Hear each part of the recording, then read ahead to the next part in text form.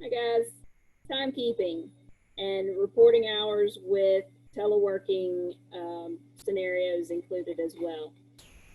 It is very important that we record these correctly, and that means making sure that the on-site hours are recorded correctly and that the teleworking is reported correctly.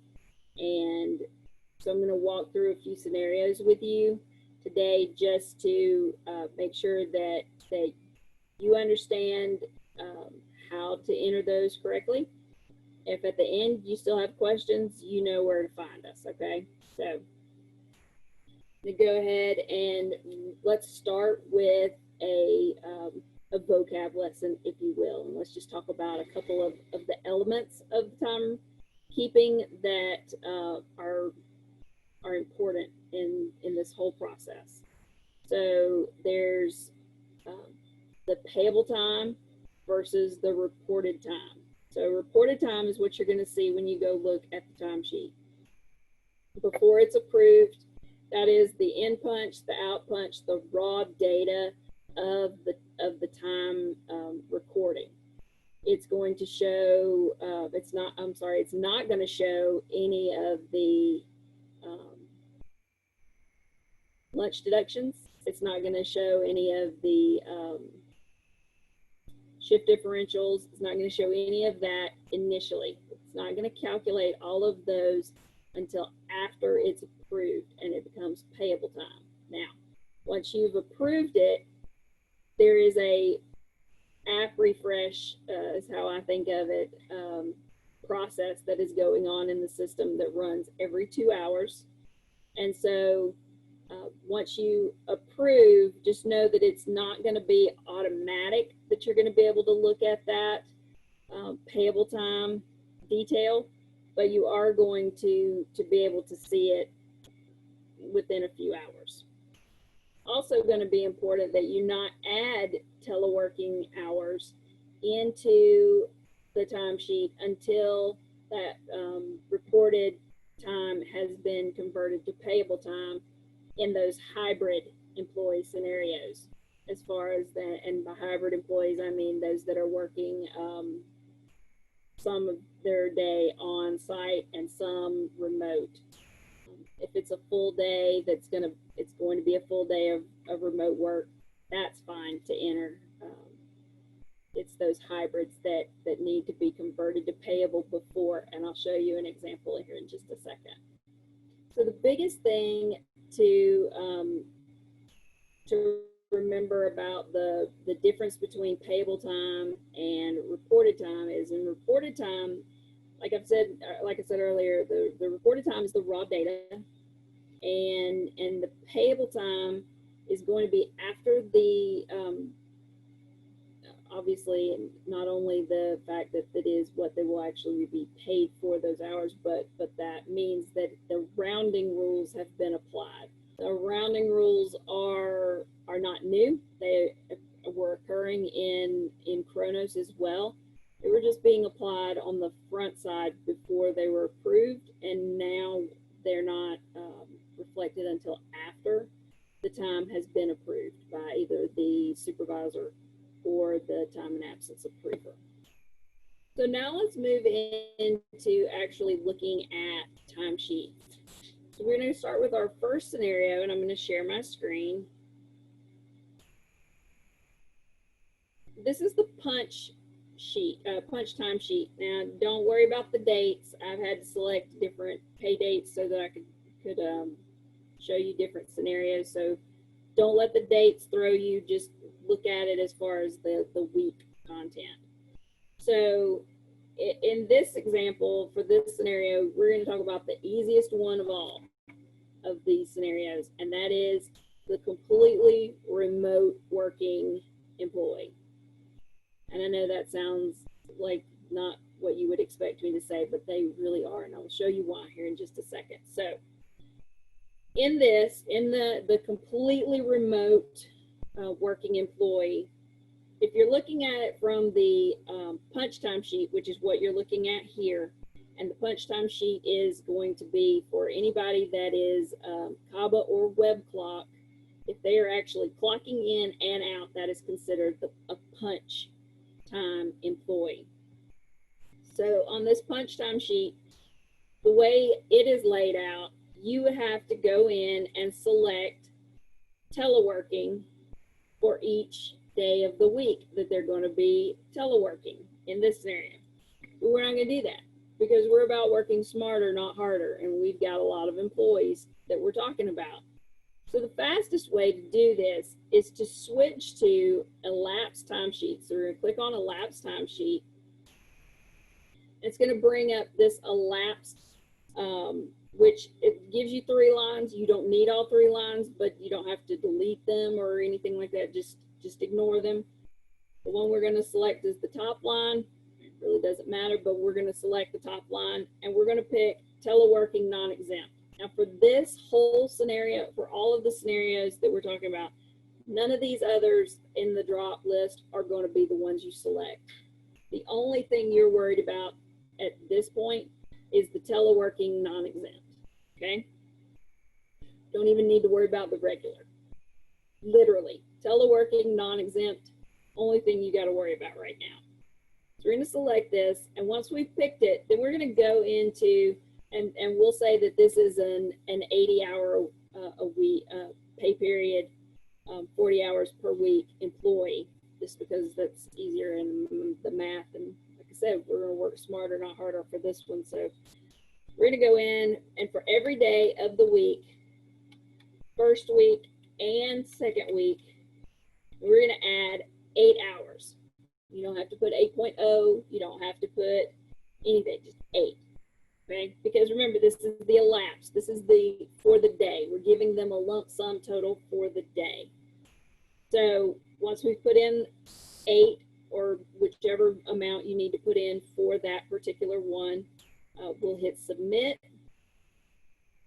We'll confirm. Say okay, and now you'll see that it's generated the total reported hours of 80. And flip back to the punch before I do. You could, from this point, select all of these and approve, and you're done with this person. You don't have to worry about going back to do, if they are a completely remote work. You can. You don't have to. I wouldn't recommend doing all because there could be some vacation, and there's somebody puts in a vacation request, and then you'll have a duplicate entry for a day. So I just want to point out that you could do from here if you're doing at the last minute, and if you're one of those that's just down to the wire and you've got to get it in, and you could, but we won't. What we will do instead, I want to show you what happens when we flip back to the punch timesheet. It's going to show you that it automatically generated it for every day of that pay week. Okay. So that's that. Like I said, this one's going to be the most simple of all the scenarios. This is the most simple. Okay. The completely remote teleworking employee.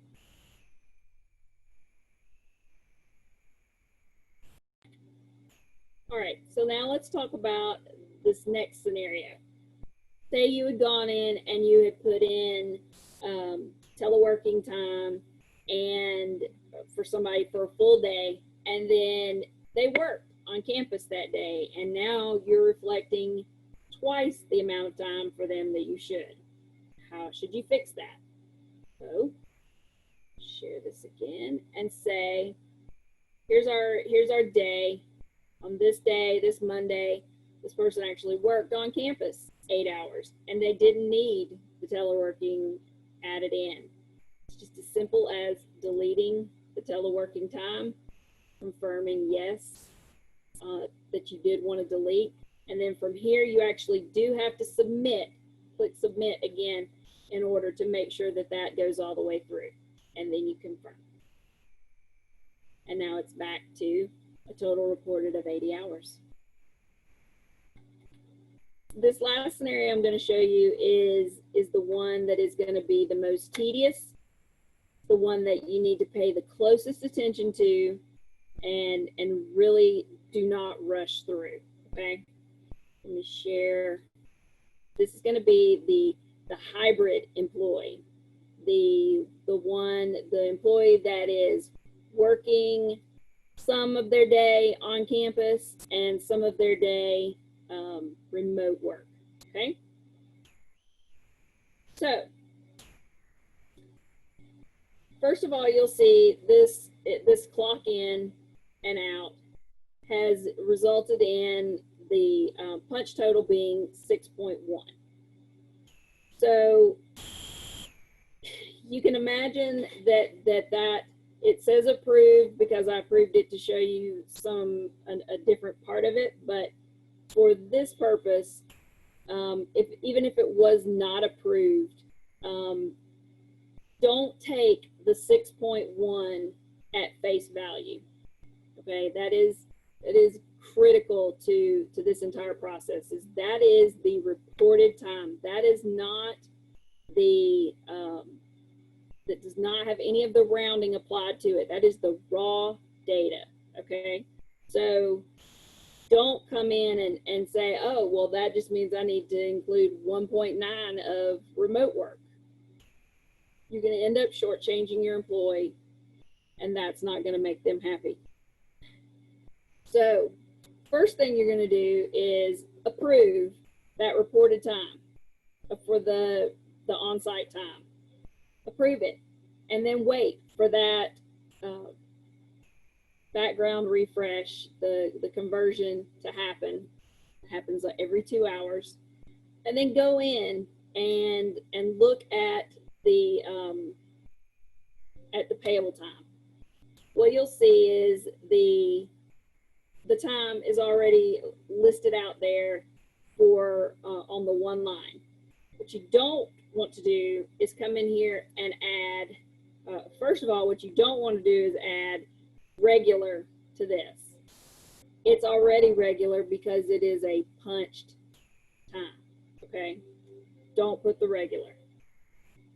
Also, can't go in and put the teleworking in on the same line, okay? It will not allow you to do that. So in order to have the split between or the hybrid of having the on-site hours and the remote work is to come over and select the add a row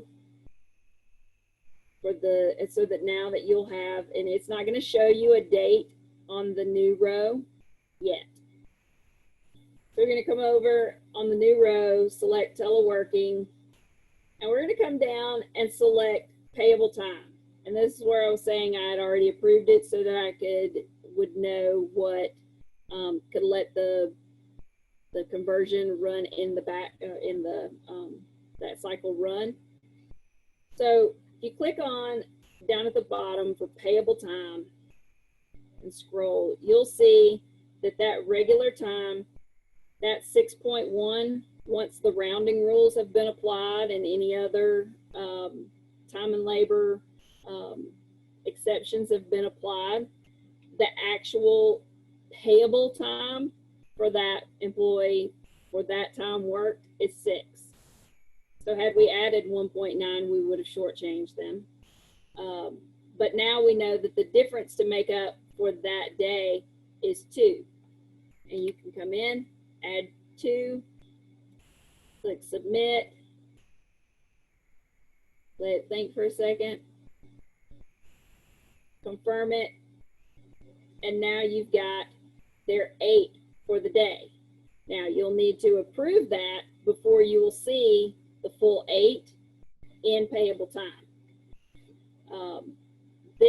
Don't let the total reported hours, don't let that throw you, and don't let that be the piece that you are banking on when you're doing this time entry and adding remote hours or encouraging an employee to add leave if need be. because that is not the rounded payable time. That is only what is reported. Okay. If you don't take anything else away, just remember that part. This is just a reflection of what is reported. That is not what they will actually be paid.